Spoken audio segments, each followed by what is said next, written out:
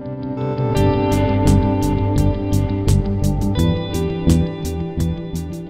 afternoon all. Thank you for joining the webinar organized by Manorama Yearbook Online, a platform exclusively for civil services aspirants. We have been conducting special sessions for students preparing for the UPSC Civil Services Exam, both to help you devise new strategies to crack the exam and to get to know the toppers and their preparation methods. This time we have with us special guest, none other than Mr. Dilip Kainikkara, who cleared the Civil Services Examination 2021 with an All India rank of 21. He's also the topper from Kerala. Today we'll get to know how he became the topper, what his strategy was, and all other questions you'd like to know. So without further ado, let's get into the session. Dilip, first of all, thanks for joining us and congrats on your big win. This must have been a very long journey. Thank you, Nilima, and good evening to everyone. Yeah, this was my third attempt. So I would say it took around 3-4 years from the day I started my preparation to this particular moment. Okay.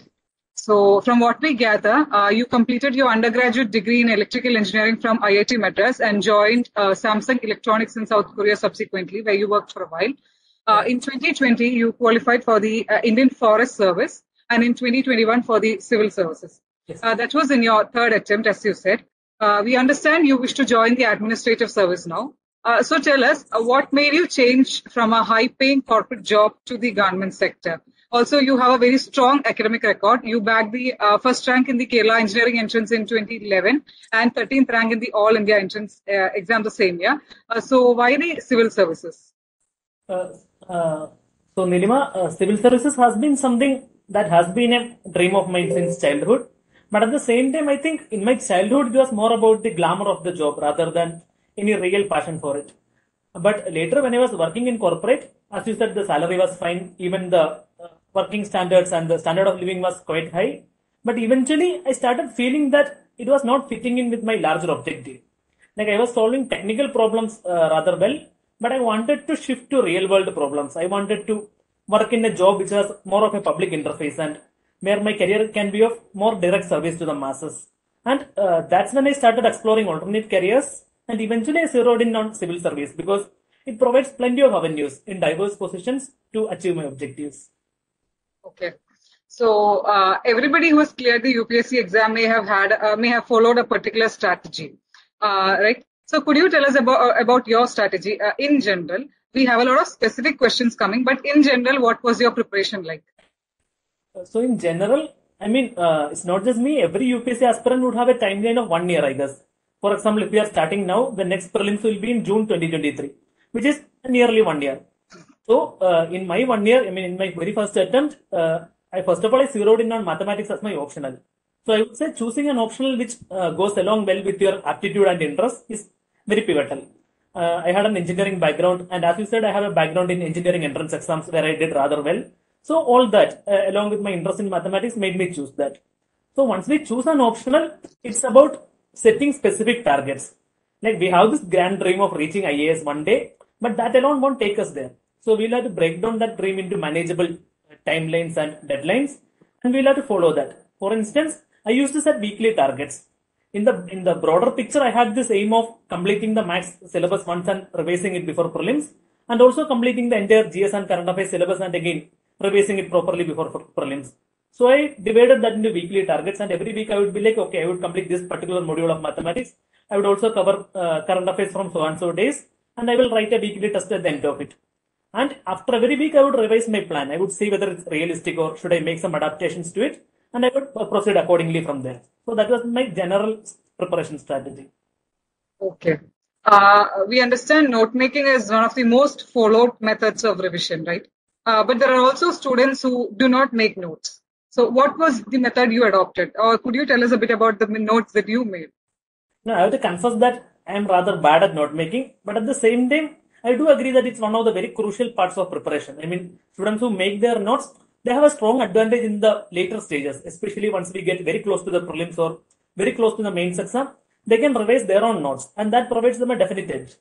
But since I was not that good at note making, I depended on notes from other toppers, whether it be for mathematics or for general studies, and also I depended on compilations provided by various institutes. For example, for current affairs, I depended on the monthly compilations of Vision IAS, and similarly, there are other compilations provided by other institutes. So I depended on ready-made notes in short instead of my own personalized notes.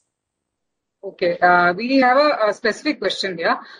Quoting judgments and cases, articles in the Constitution, names of committees, historical events, etc., is very important while writing answers. What was the method you followed to memorize them? Like I would say, it's very hard to blindly or memorize them in a very rote manner. But at the same time, once we can situate them within the broader context of polity syllabus, it becomes easier to memorize. To quote a simple example, there are a number of judgments which eventually led to the basic structure becoming a strong part of the Constitution. So rather than remembering individual judgments, we can study that as a story. Like when the Constitution was formed, there was no basic structure. And then there were a series of judgments which culminated in the Kesavananda Bharati judgment in 1973, which created the basic structure doctrine. And then after emergency, there were more judgments which refined it and led it to the current form. So once you can study that as a story kind of thing, once you can learn that process, it becomes easier to remember. And also, when it comes to very recent judgments, I again depended on these compilations. Like once you take a good quality polity compilation or even if when you depend on the latest editions of standard books, they will have all the decent judgments integrated into the text and you can just follow them as you go. Okay, so you were talking about how you prepared for current affairs, like you were referring to monthly magazines and other compilations. So we'd like to know a bit more about how you consolidated it, especially for freshers. There's always this confusion: what is to study, what is there to study, and what is not. Like what is to be, avoided. So could you tell us, also because there is a great weightage for current affairs in the exam, could you tell us, especially the freshers, how to make notes for current affairs, particularly a bit in detail? Yeah. So focusing on my current affairs preparation, the foundation was newspaper reading, of course. I used to read a good quality English newspaper on a daily basis. And I mean, not the entire paper, but I focus more on the editorials and the expert op-ed columns and also news items which are very relevant to the actual exam. For example, sports questions are not very regularly asked, so we can skip the sports section. On the other hand, questions related to environment or historical aspects or cultural elements, they are very frequently asked. So we have to read those articles selectively. So once you get the hang of that, newspaper reading can easily become a daily habit. It won't consume too much of our time. So once I had that under control, as I said earlier, I was not that good at note making, so I didn't try to do that. So instead of that, at every end of every month, I depended on these monthly compilations. So they come out at the end of the month. The compilation for June will come out in the first week of July or something. So at that point, I use that as a natural revision point. So after reading newspapers every day for the month of June, I will revise all that in the first month of July using the monthly compilation.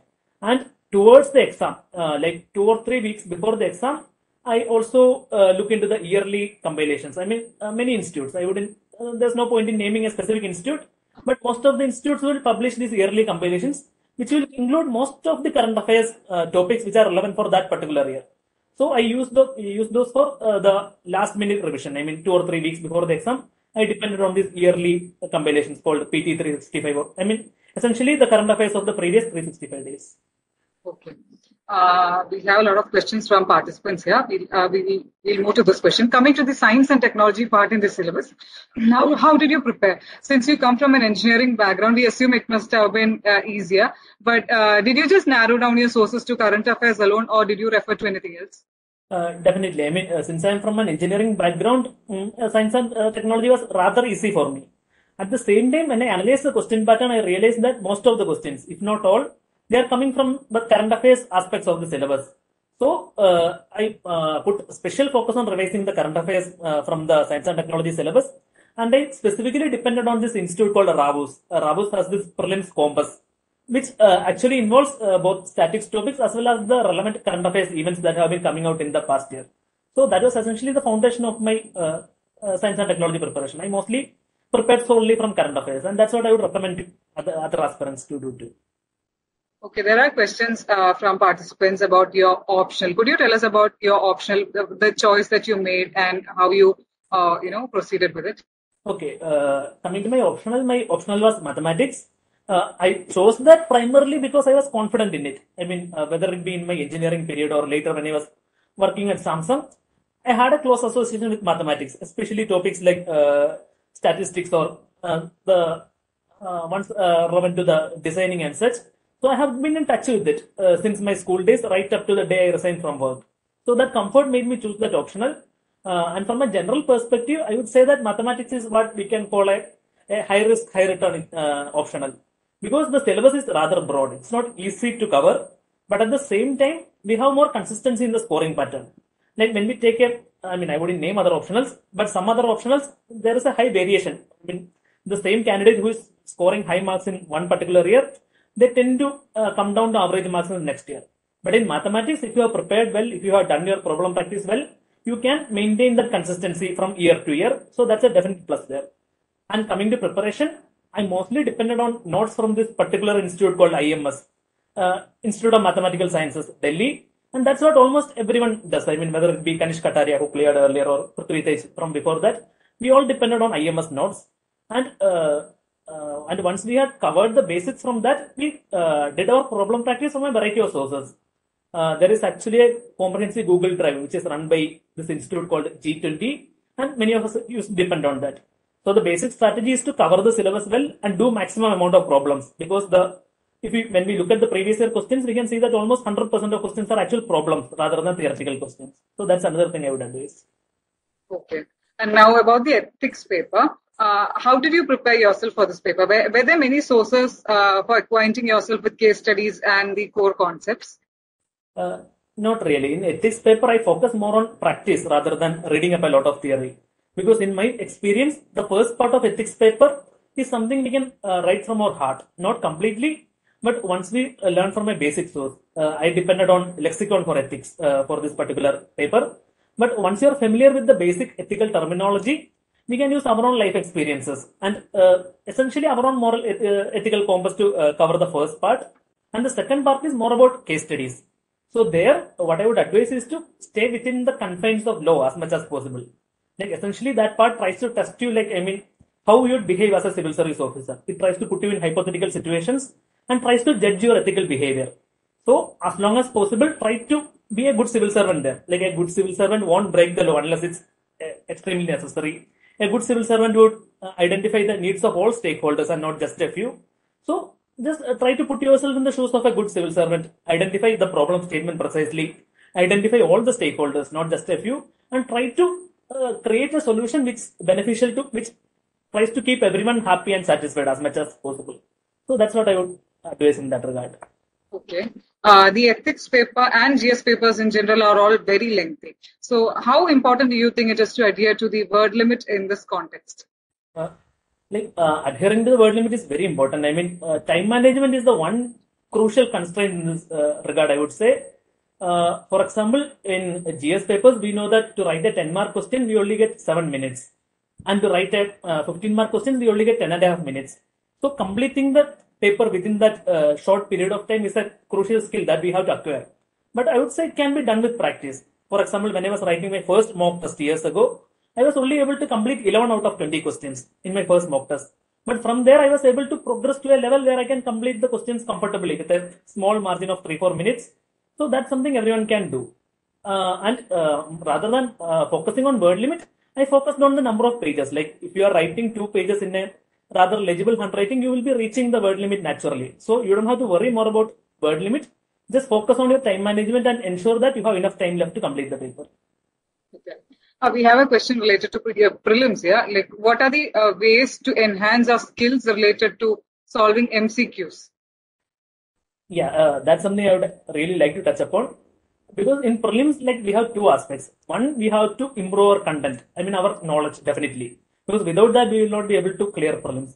And at the same time, content alone won't get you there. Because regardless of how good your content is, like when I was writing my 3rd attempt, I had covered the entire syllabus more than once. And I was more than well acquainted with the current affairs. And still, in the 100 questions that were presented in the GS paper, I only knew the answers to around 50 or so. Less than 50 actually. But we need to improve our attempts. We have to attempt more than 90 questions to have a decent shot at clearing the exam. So we have to practice to reach that level where after doing all the easy questions or the questions that are easy to us, we have to take intelligent guesses. We have to do elimination and we have to take intelligent guesses and eventually try to attempt more than 90 questions. So to do that, doing a number of mock tests, a large number of mock tests, I would say, is very essential. and making sure that our time management is well prepared and well maintained is very important. I would actually advise a rounds-based approach here. That's what I actually do. In the first round, I try to identify all the easy questions and mark them out. And then once that's done, I come back for the difficult questions. If we do that, we can ensure that at least we have marked all the questions that we are sure about. We won't miss out any questions, or we will not be panicking towards the end. So that's another thing I would advise in that regard. Okay, talking about elimination, there is this particular question. After eliminating two options, I always end up choosing the wrong option. When one doesn't know surely which one is right, how do we arrive at the correct answer? We cannot definitely arrive at the correct answer, but in my opinion, it's not my opinion, statistically speaking, you should definitely take a guess. If you can eliminate at least one option, I would advise you to take a guess. This is something I have very religiously followed all through my 3 prelims, and I have cleared all of them. Because statistics says that, if you attempt 5 questions, 10 questions in which you are choosing randomly between 2 options, you will get 5 of them correct.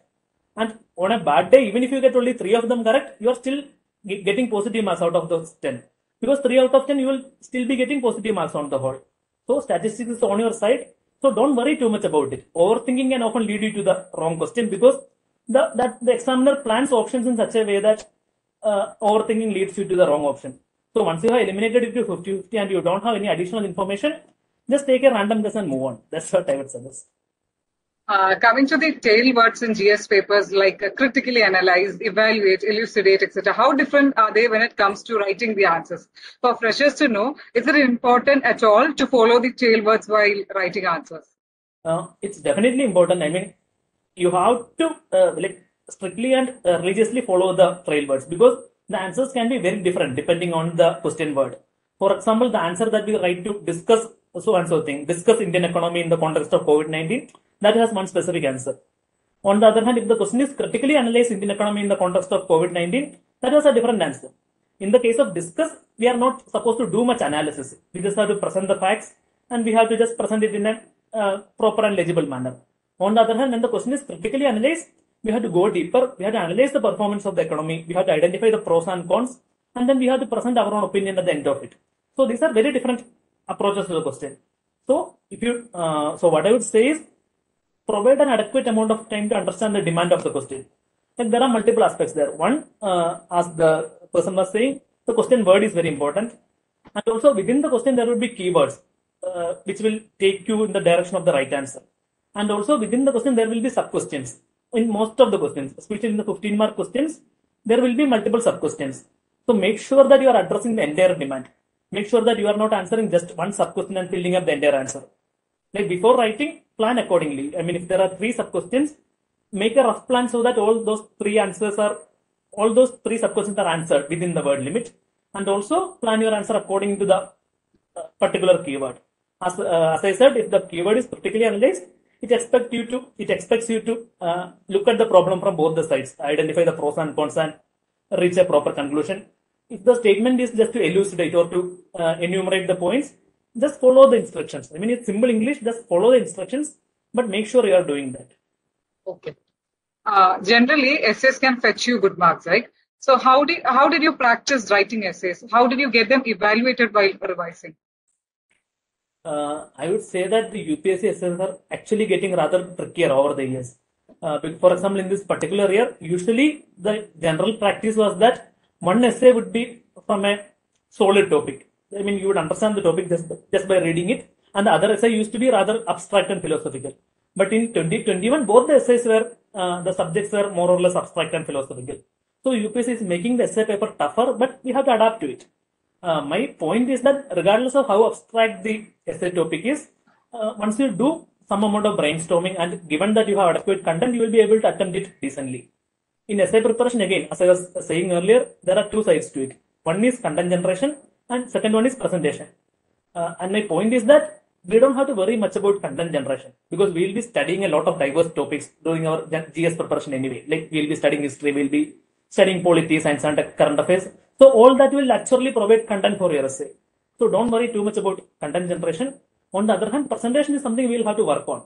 Especially people from technical background like me, we are not used to writing essays at all. The last essay I wrote before UPSC was in class 12 or something for some essay competition. So there has been a large gap where I haven't been doing that at all. So we'll need some amount of revision. We'll need some amount of time to get into that groove.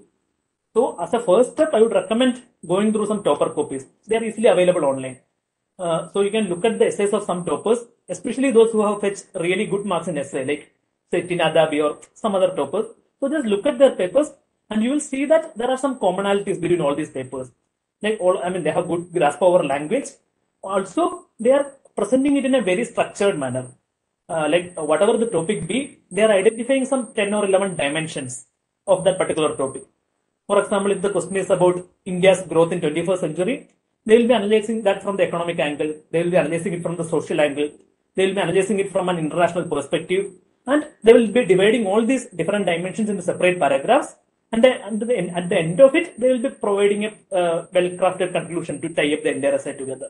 So that's something you can also develop with practice. It's not rocket science. Everyone can do it with practice.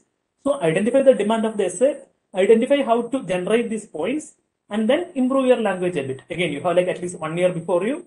So just reading good English newspapers, spending some amount of time in actually practicing essays, all of those can improve your essay a lot, is what I would say. One of the civil servants we interviewed earlier told us something very interesting. He had prepared around 10-15 topics for the essay, and he was sure if at all there is any question related to any of these topics, he'd be very confident to write about them. So I'm just curious, did you have any such topics in your mind? Like, were you prepared for like 10-15 essays and all that?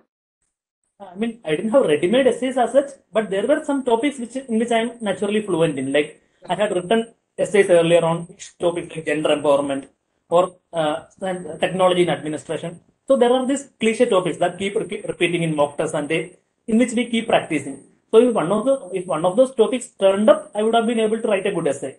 But this year the topics UPSC actually kind of adapted to this. UPSC kind of knows that everyone is preparing these standard essays. So they have been adapting the topics so that the topics have been moving on to regions where we are not that well practiced. They have been moving to more novel regions. So I would say it's still a good idea to have good content on some 10, 15 or even 20 standard topics. At the same time also, don't expect one of those to come. Be ready for new and novel topics. So this question comes from freshers often. What should one do to improve their writing speed? It so happens that one is able to recollect points and write an essay in the given time. But what should one do to make sure these two are synchronized? When one is not able to recollect the points and write an answer.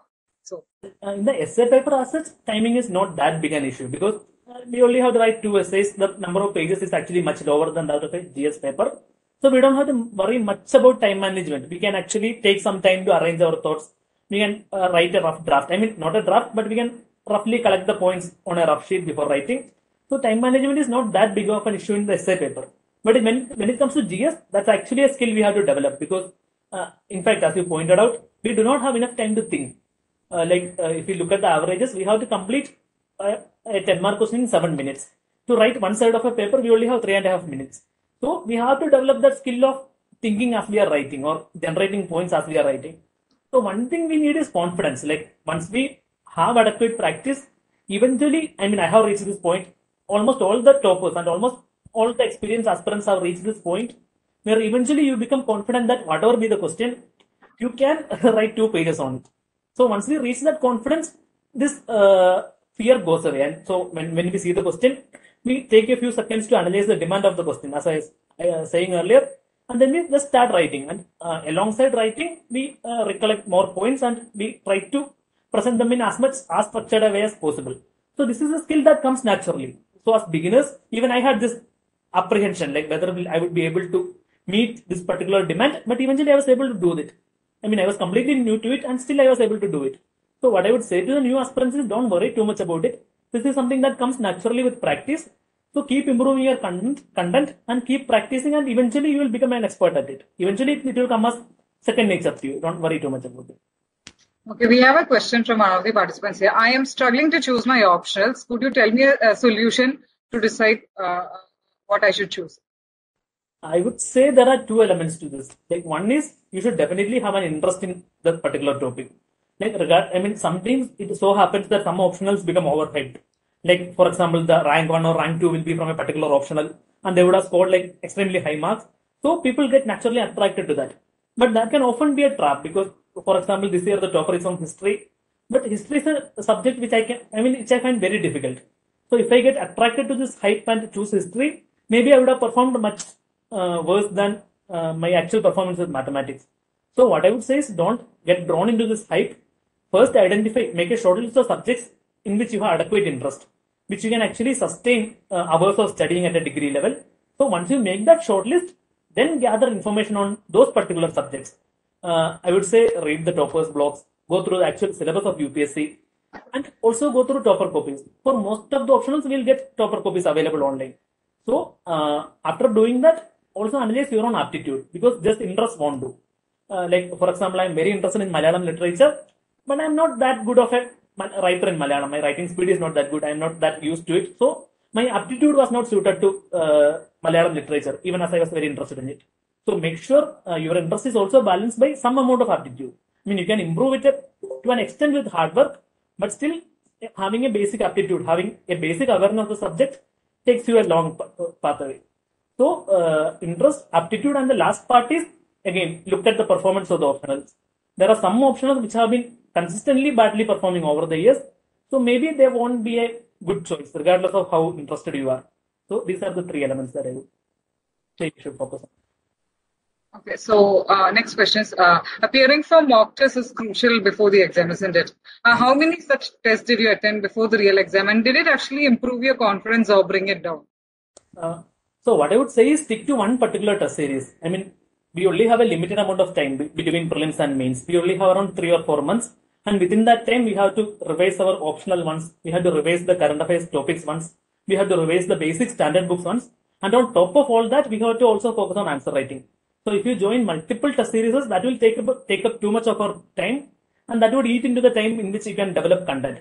So what I would suggest is join one good test series for the general studies and join another good test series for optional. So choose one each for optional and GS and stick to it. There are multiple test series that are really good which are out there. In my personal case, for mathematics, I joined the IMS Delhi test series, and for mains, I joined the Fortune IAS Academy test series. And both of them are really good. The feedback was quite nice, and it helped me to improve my performance. And another thing I would say is, rather than blindly attending the test series, use that as an avenue for self-analysis and improvement.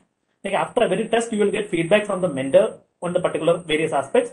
So improve yourself. Like for example, if your mentor is saying that you have to change your style of writing, you have to incorporate more bullet points, go home and try to write answers similarly before the next test. The next test will probably come in the next week.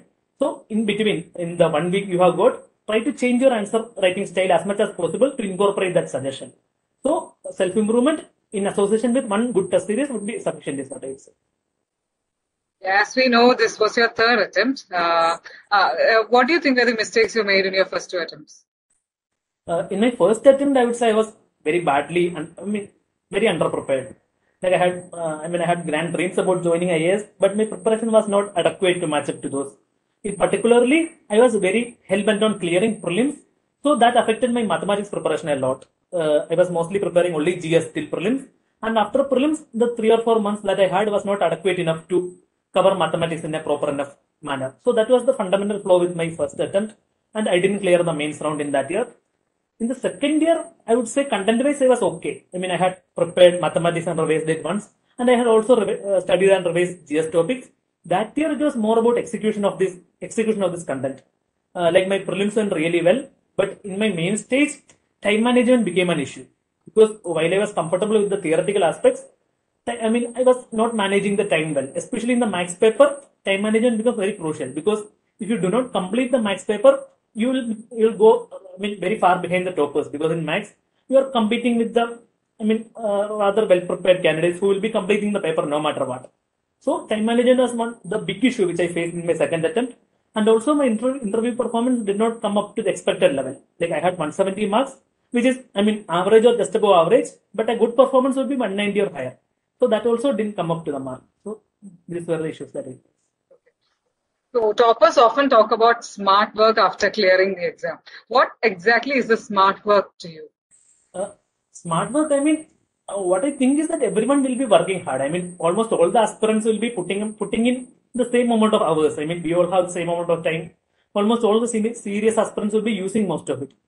But what I see is that there are like some fundamental flaws. Like taking my own example, in my first attempt, the fundamental issue was that I was not balancing the various priorities well.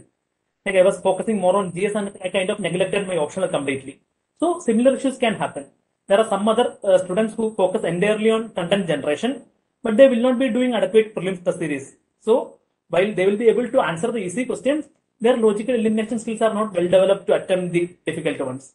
So finding the right balance between all these various elements, studying the optional, studying the GS topics, practicing answer writing, practicing MCQs. So finding the right balance which is suited for you, because there is no recipe for this. Like some students will be naturally strong at some of these elements. Like in my particular case, I have been doing MCQ exams from a very young age, like from Kerala entrance or IIT JEE entrance. Like so, I was very comfortable with MCQs, so I didn't have to spend much time on MCQ elimination techniques. On the other hand, I had to spend a large amount of time to improve my answer writing. So identify your weak areas and allot enough time to it, and at the same time ensure that you are balancing all the aspects of the preparation and providing proportionate and required amount of time for all of it. That's the fundamental basis of smart work is others. We have a question here.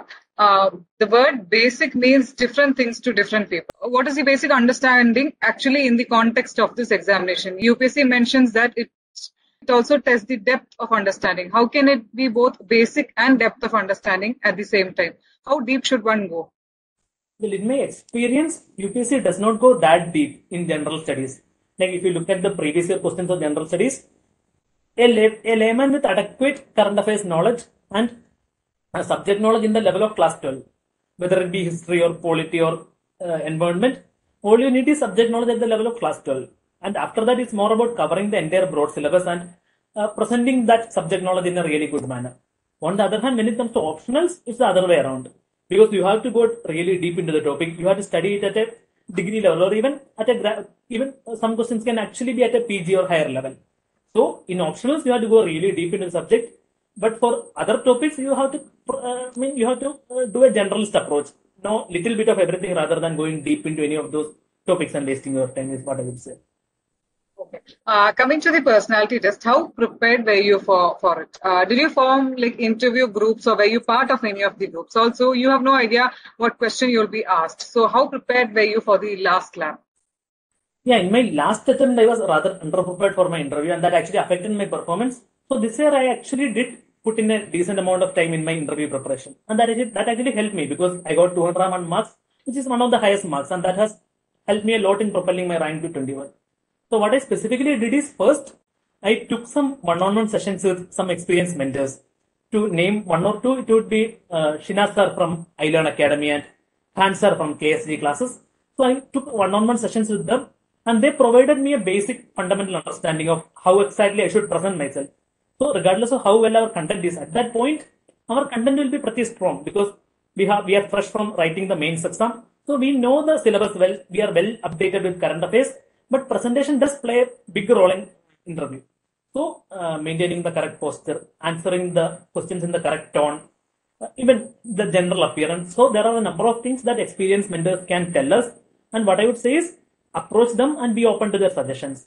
And once you get that performance part down, it's more about staying up to date on current affairs. Because when we look at interview questions over the years, most of them a large number of them revolve around the current affairs, which is happening at that particular point of time. Like our interviews happened in the backdrop of Russia-Ukraine war and the increasing fuel prices and all those events.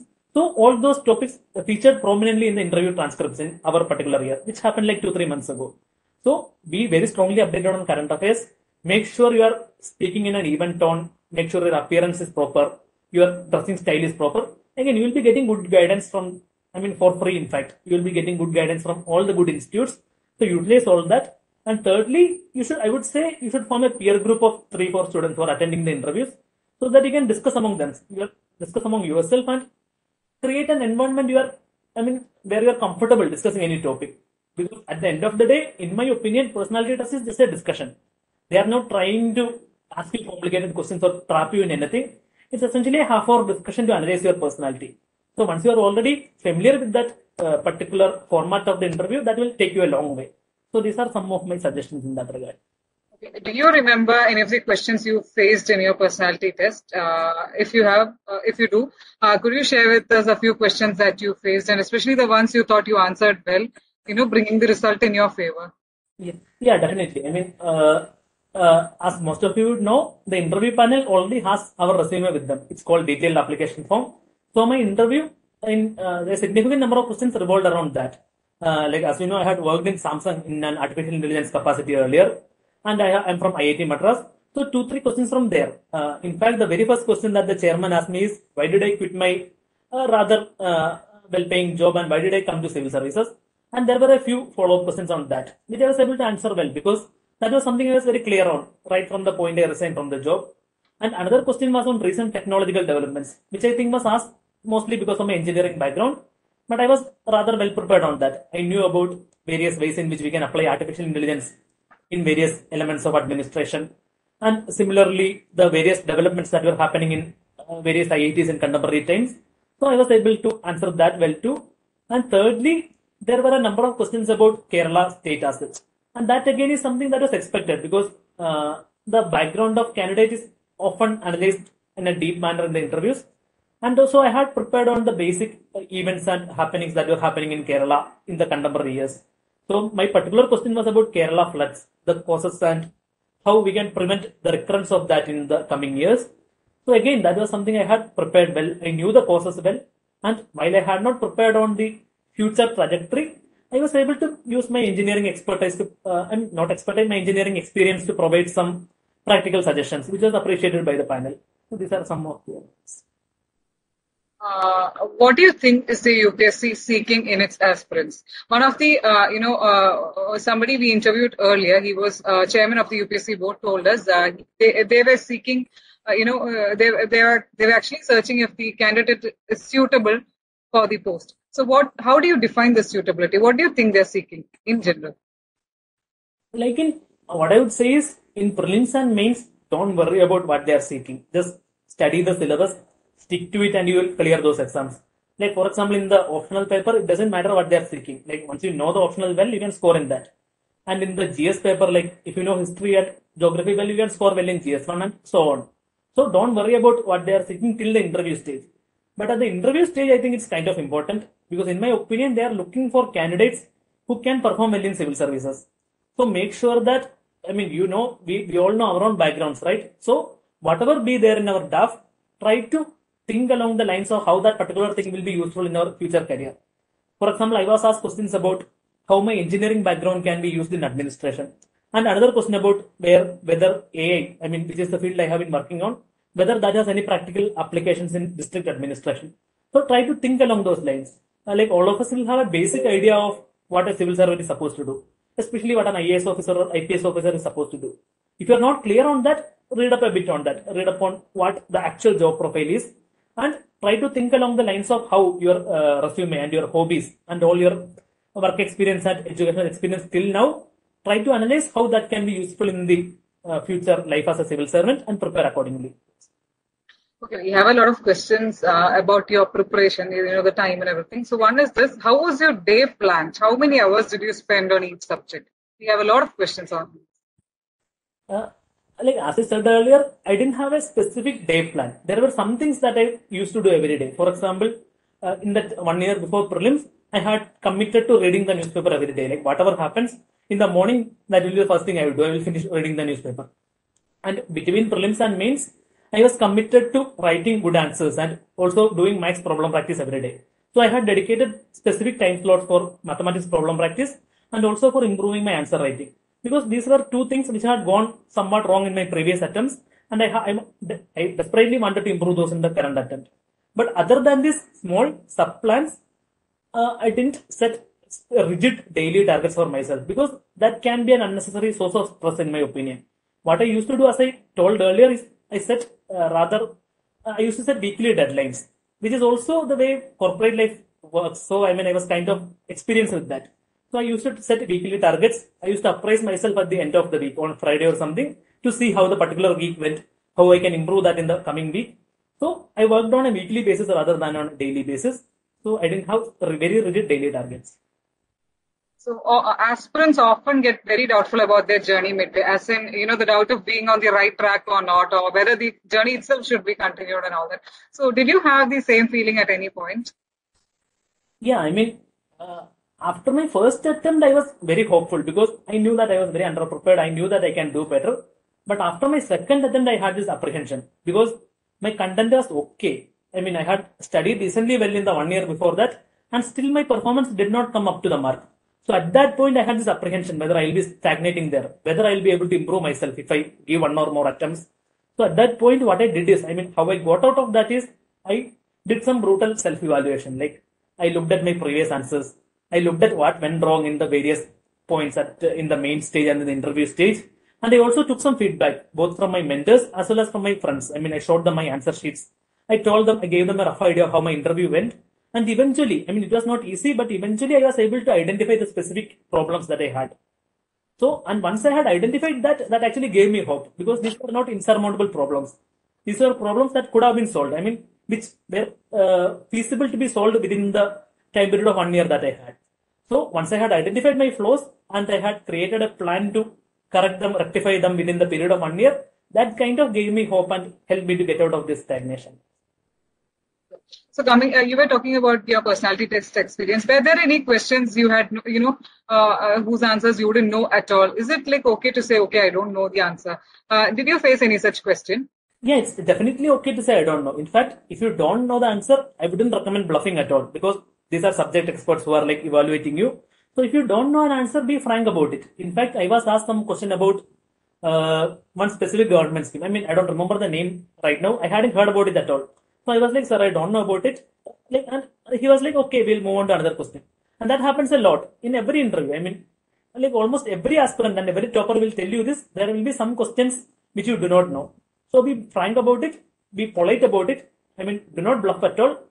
And another thing is, there will be some questions where you have partial knowledge. I mean, you know some things about it, but you are not exactly clear. For example, I was asked this question about Parvatmala, which is again a government scheme. So I had a basic idea that it was about ropeways and constructing ropeways in hilly terrains, but I didn't know the details. So I was like, sir, I have a basic idea about it. Can I put that forward? So be clear upfront. I mean, be frank that you do not know the entire thing. And there will be other situations where you can guess the answer, but you are not 100% sure whether that's a correct guess. In those situations, I would say, again, admit that upfront. You can always tell the examiner, sir, I'm not totally sure of my answer, but can I venture a guess? And he or she would mostly be like, okay, go ahead. And even if your answer is wrong, they will know beforehand that you are guessing and you are not bluffing. So frankness is a really good tool. Don't be worried about if you don't know a few answers, it's all about getting some of the answers right and performing really well in those few answers. So one of your Facebook posts reveals that you were getting ready for this year's prelims too. Yeah. So the one that just got over, but of course you wouldn't have to attend it. But did you get to go through the question paper? Do you have anything to tell us about the changing pattern of the question paper? You yourself wrote the exam thrice. So yeah, I mean, I had gone through the prelims question paper. One thing which struck me is that they have really changed the pattern in 5 or 6 questions. They have introduced a new question type where rather than the answers, you have to guess the number of correct options. For example, they will give 4 statements and the options will be like only one of these statements is true or only 2 of these statements is true. So there it's very hard to eliminate those options. So UPSC had made elimination very tough in those 5 or 6 questions, and that would, I didn't like that particular question at all. But leaving that aside, I think the difficulty level of rest of the paper seemed to be comparable to that of previous year. So the question paper is not extremely tough as compared to previous year. But because of this change in pattern, that has made it a bit more complicated. And also in this year, the number of vacancies has increased a lot. Last year, there were only 770 or so vacancies. This year, there are like 1,000 plus vacancies. So that will naturally increase the number of candidates who will be selected to the next stage. So the cutoff may stay there or slightly go down. So if you are reaching the same marks as the last year's cutoff or even slightly lower than that, I would recommend preparing for mains. I mean, the result will come out in 2-3 weeks anyway. But don't wait for that. Prepare for mains honestly in the meanwhile. Okay, we are at a point where online learning has equipped students to learn without external help and still clear exams. But such a change also comes with a lot of drawbacks in the form of distractions. So how did you find a balance? Were you like completely staying out of the internet radar? No, I was not. Actually, I would say that the online era has actually leveled the playing field a lot. Like we know that some 2 decades or 3 decades earlier, we had to go to Delhi and stay there to have a competitive chance at cracking this exam. But right now, we are able to do this from tier 2 towns like Trivandrum or Pune, and that's largely because of the good quality online resources that are available. And I depended on that for multiple aspects of my preparation. For instance, coming to prelims, in all of these 3 years, I have been taking online prelims test series rather than offline ones. Partly because of the COVID crisis, and partly because it was more convenient. We can just take them online. So I depended on test series from Vision and Insights IAS in different years. And also, most of the material that I have been referring, large amount of that is from online sources, from various Google Drives, from Vision IAS online compilations. And I have been referring to daily news analysis by various institutes.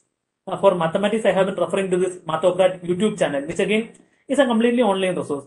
So there are a number of resources out there, but the quality is kind of uneven. So rather than blindly choosing a resource, I would say do some basic research, talk to some experienced aspirants or talk to some mentors or coaching institute. I mean, people who are well experienced in this, and identify quality resources and then stick to it. That's my request there. But how do you find a balance? I mean, there are also distractions, right? When you're, when everything is online. Yeah, I mean, I was also kind of active in online, social media, WhatsApp and such. But what I would say is, try to make sure you are limiting yourself to a small number of hours. In Facebook, for instance, you have this option in the app where you can limit yourself to 1 hour or less, like every, and the app will like give you an alarm. So try to set that some kind of self-limiting device and stick to it, whether it be WhatsApp or Facebook or YouTube or whatever is your chief distraction. Indulge in it in a moderate manner. I mean, completely cutting yourself off might also be counterproductive because sticking completely to studies eventually might lead to burnout or even depression episodes. To quote a worst example. So try to indulge in your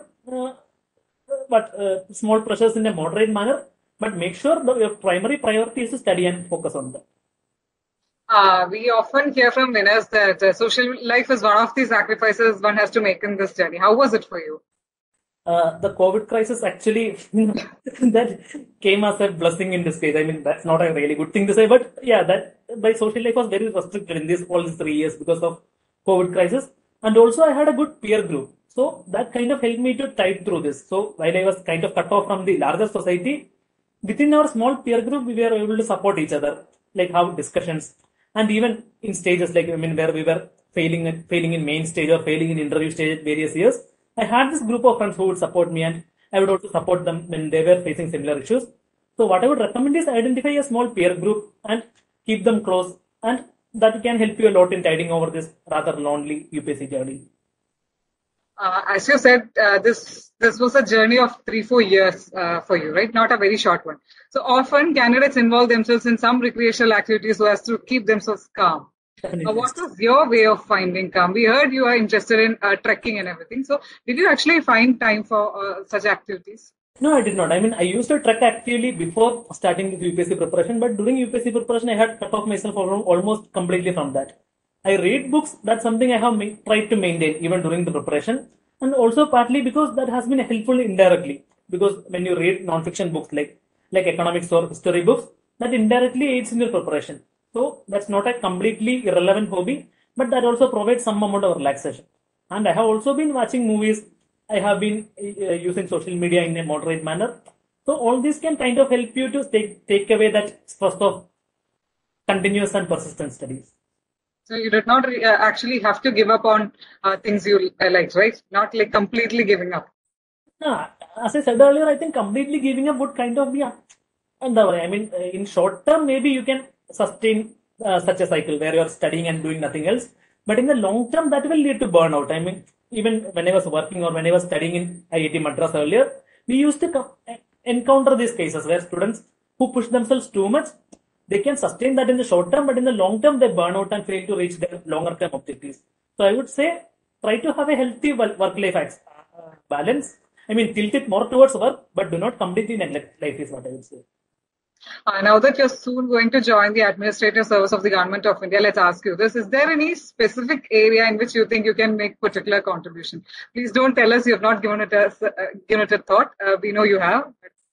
What is it? There are some areas. Regardless of the position in which I am assigned, what I think is that technology is making inroads into almost every field of governance. So even in the early positions like sub-collector or collector, I can actually try to digitize some aspects of the district administration. And later down the line, I would like to work at the intersection of technology and social services. For example, if I get assigned as education secretary or in somewhere in the health sector, I can always try to find technological solutions to some of the problems that are persisting there. And that's something that I have been focusing in on a long-term basis. Okay, so now that the whole thing is over, what do you have ahead of you now? Like, what are you looking forward to? Right now, I'm looking forward to the foundation course. It's a very immersing experience. There is this Bharat Darshan where we'll be traveling all around India and actually witnessing the reality of the nation over a period of 2 months. I'll be making a lot of new friends, and eventually, I'll be starting the the IAS life, which I have been dreaming of since childhood and for which I have been preparing for the last 4 years. So I'm very excited to actually move on to something which I have been dreaming about for so long. Okay, so it's almost time for us to wind up. Like this can be the last question. You have been a mentor for UPSC as well as IIT JEE aspirants, right? What is it that you'd like to tell our viewers at this point, to those who are preparing presently, and those who have not been able to make it so far? Not clearing the exam is very disappointing, as we know. Only a few days ago did we read about the suicide of a 28-year-old aspirant who failed to clear the exam thrice. It was a very unfortunate incident. So what do you like to tell our students, to the ones who are listening to you now? Yeah, what I would like to say is that I have been there. Like I have failed at the main stage, I have failed at the interview stage. So I know that it hurts. There is no easy way around that. It hurts. We have invested like 1 or more of our years and we have nothing to show for it. In the next year, we have to start from the prelim stage again. So that kind of hurts. But what I would say is we are not really at ground zero. We have our cumulative experience.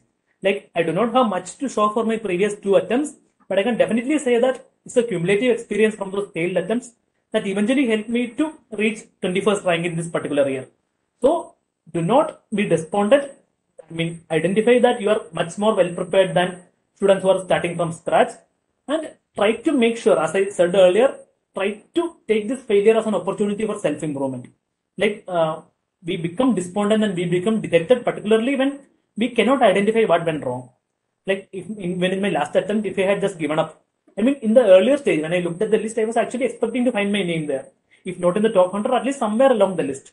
But I didn't find my name there, and that was it was sad. It was unexpected, and for 3-4 years, I was not able to deal with it, to figure out where to go. But then eventually, I had to take that bitter step of identifying the issues, evaluating my own failure and identifying what were the root causes. So I would say try to do that, and eventually you will identify the causes and you will be able to improve yourself. So focus on that hope and you will eventually reach your goals is what I would like to say. That was very thoughtful. It's time for us to wind up this session. Thank you very much, Dilip, for joining us and sharing your ideas. I'm sure it's going to help our participants in their preparation for the upcoming exams. Thank you, Nilima. And to all the participants out there, thank you for joining us. We hope your doubts have been cleared. If you still have any, please write to us. Kindly share your suggestions and feedback too. Thank you.